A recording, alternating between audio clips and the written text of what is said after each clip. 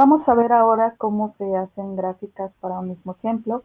En los que hemos visto solo hemos puesto una gráfica solamente, pero en la realidad para un tipo de datos podemos hacer todas las gráficas que nos indican en la tabla para ese tipo de variables y datos. Entonces, en este caso lo vamos a ver para variables cuantitativas con datos agrupados. Vamos a manejar la misma tabla en los mismos casos para que vean cómo se maneja.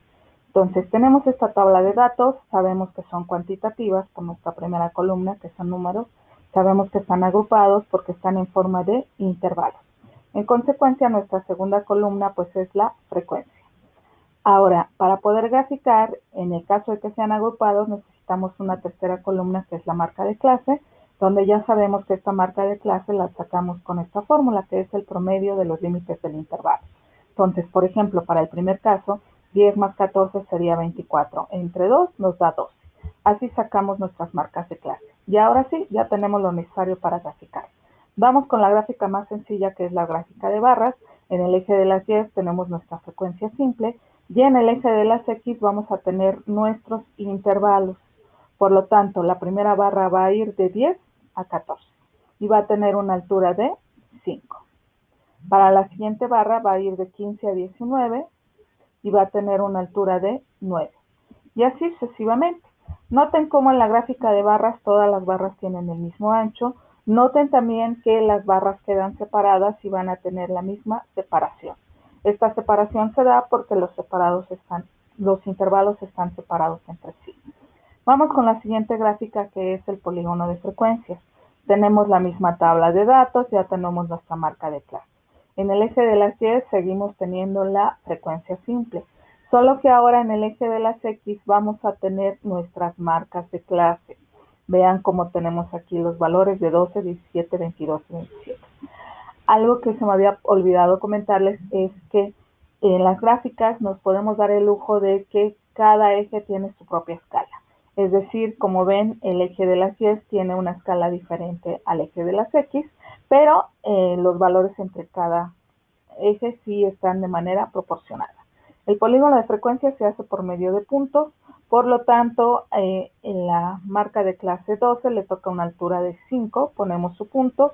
Para la 17 le toca una altura de 9, ponemos su punto y así sucesivamente. Ahora, hay que cerrar el polígono con el eje X, para eso agregamos 2 puntos, pero para agregarlos sobre el eje X debemos respetar la marca de clase, que es el ancho que tienen los intervalos. Lo podemos obtener restando los dos límites de dos intervalos, en este caso 15 menos 10 me da 5.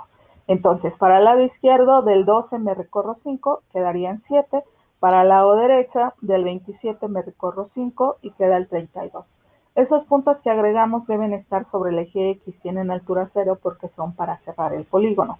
Unimos los puntos con líneas rectas y entonces lo que obtenemos es nuestro polígono de frecuencias, que nos muestra cómo va la curva de distribución de frecuencias.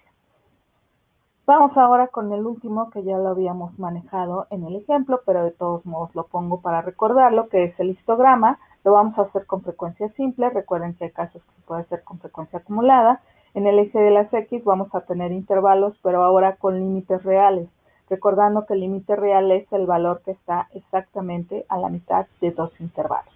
Por ejemplo, aquí entre el 14 y el 15, el valor que está a la mitad es 14.5.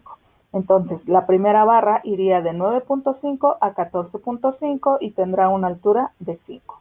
La que sigue iría entonces de 14.5 a 19.5 y va a tener una altura de 9.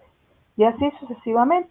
Vean cómo aquí, al igual que en la gráfica de barras, todas las barras tienen el mismo ancho. La diferencia es que en el histograma, como están compartiendo un límite real, por ejemplo, aquí el 14.5 es compartido por estas dos barras, las barras van a quedar juntas. Y eso sería todo por este ejemplo.